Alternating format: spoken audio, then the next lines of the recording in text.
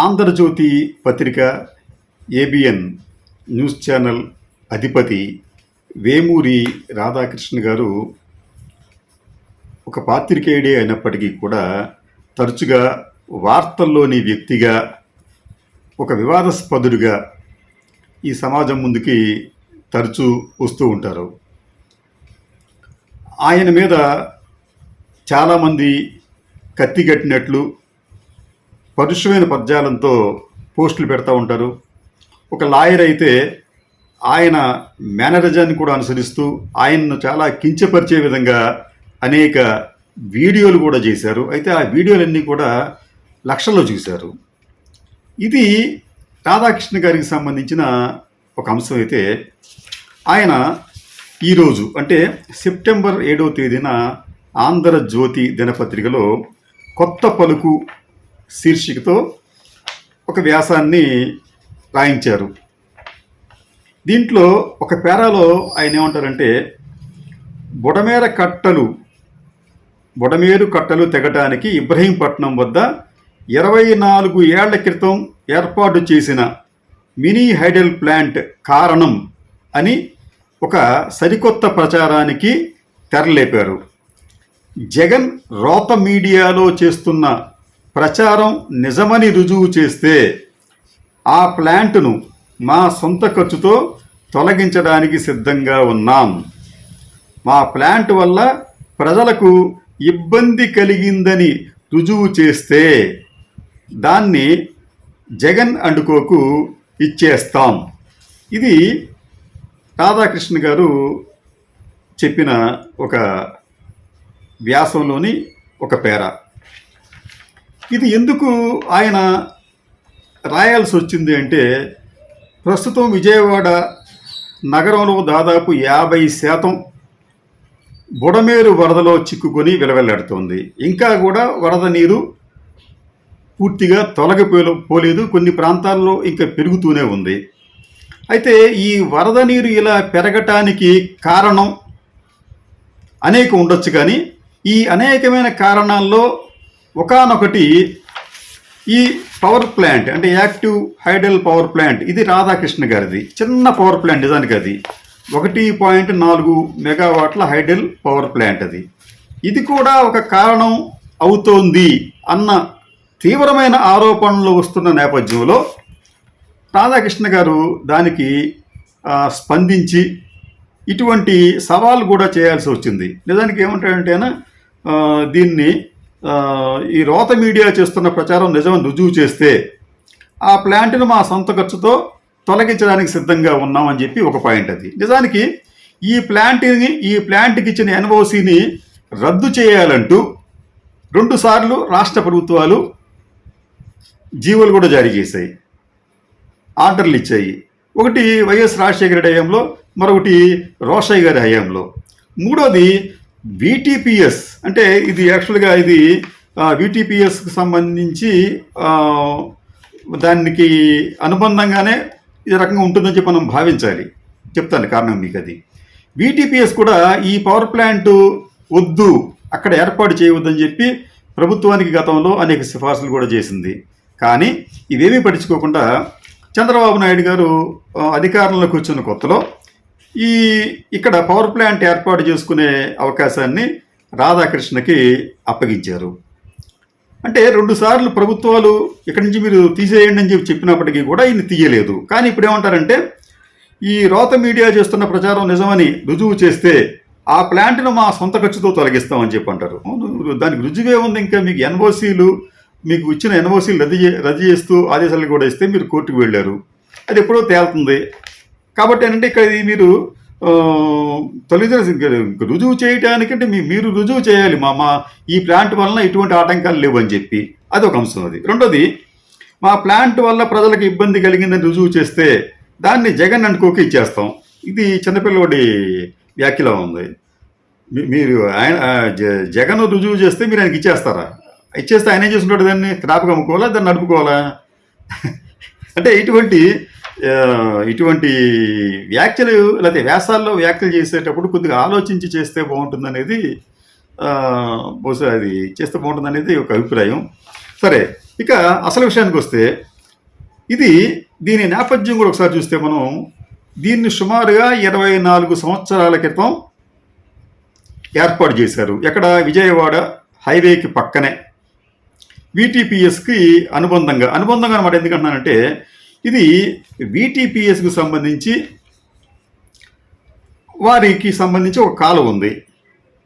ఆ కాలువ నేపథ్యం ఏంటంటే వీటీపీఎస్లో దీనికి సంబంధించి కూలెంట్స్, అంటే ఇక్కడ వాటర్ని కృష్ణానదికి సంబంధించిన వాటరు వాళ్ళకి కావాలి.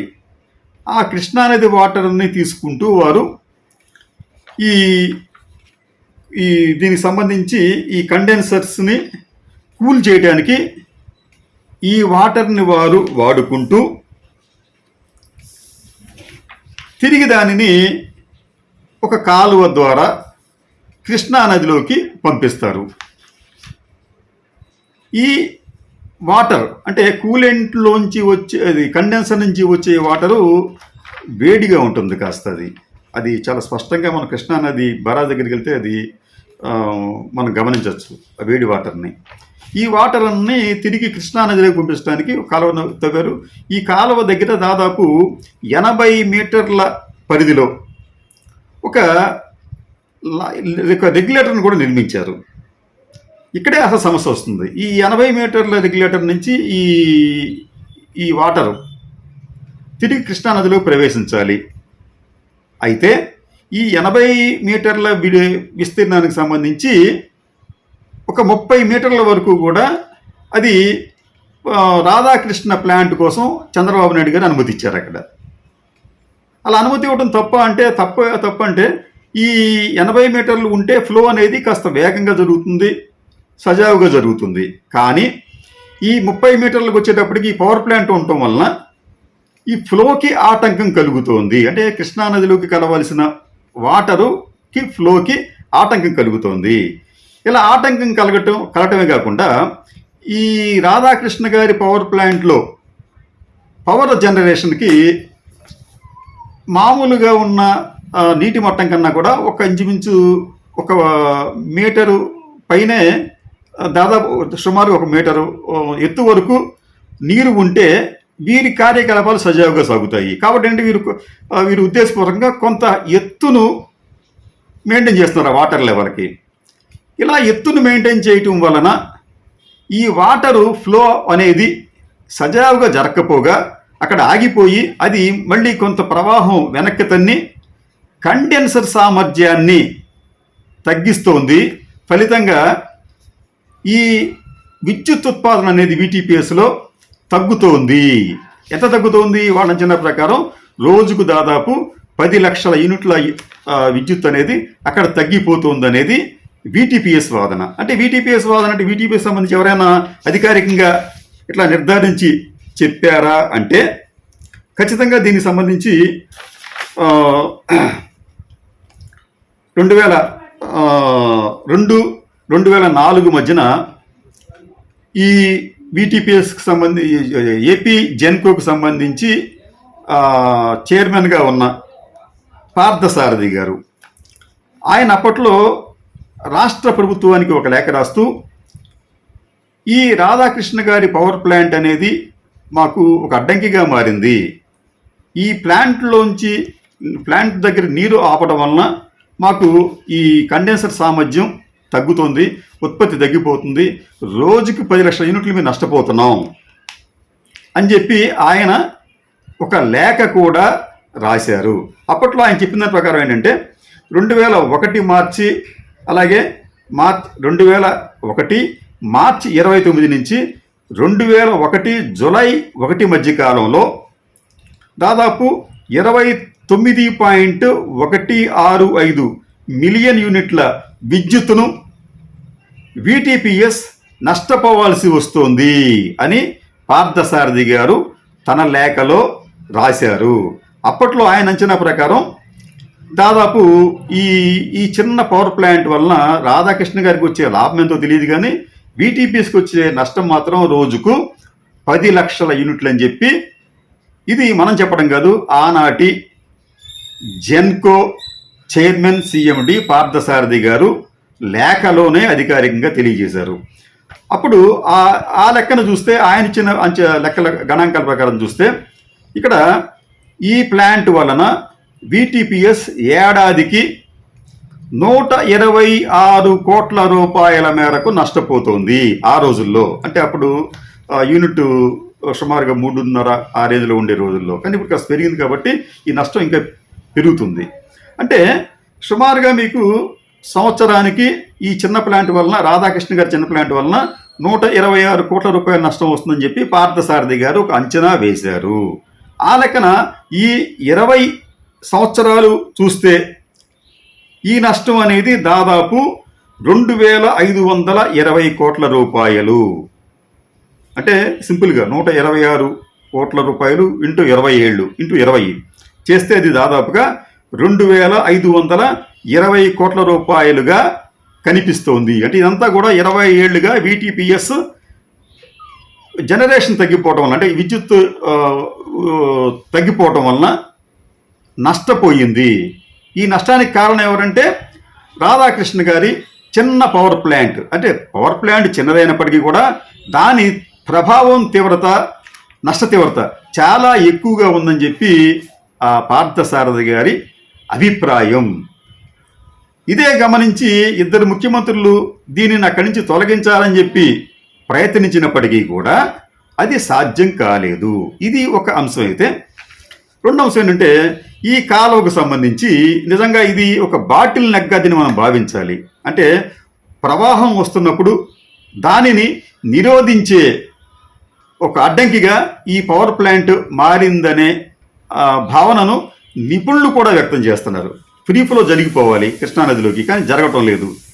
ఇలా జరగకపోవటం వలన నష్టం జరుగుతోంది. ఇదే ఇంకొక నష్టం ఏంటంటే, ఇక్కడ విషయం ఏంటంటే, ఇదే విటిపిఎస్ కాలువకు సంబంధించి మరొక ఆసక్తికరమైన విషయం ఏంటంటే, మీకు బుడమేరు నదికి సంబంధించి, బుడమేరుకి సంబంధించి నది అనకూడదాన్ని, బుడమ ఏరు అంటే అదొక ఏరు.